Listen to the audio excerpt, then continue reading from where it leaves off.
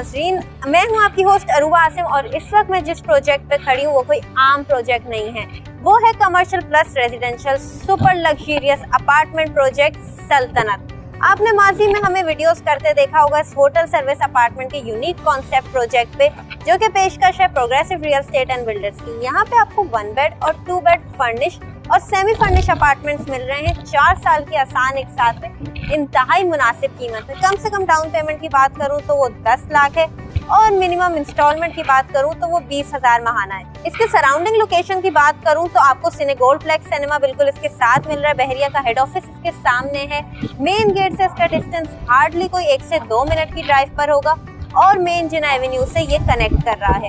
इंतहाई prime location का ये प्रोजेक्ट, जिसके टॉप पे आप स्विमिंग पूल का व्यू एंजॉय कर सकते हैं। इस अपार्टमेंट प्रोजेक्ट में अगर फैसिलिटीज की बात की जाए, इस प्रोजेक्ट में आपको स्विमिंग पूल से लेके कॉफी प्लेनेट से लेके वेजिटेबल शॉप्स और बहुत सी बेहतरीन फैसिलिटीज मिल रही हैं। तो मजीद देर किए बगैर नीचे दिए गए नंबर पर हमसे राब्ता करें, क्योंकि ये प्रोजेक्ट 80% सोल्ड आउट हो चुका है।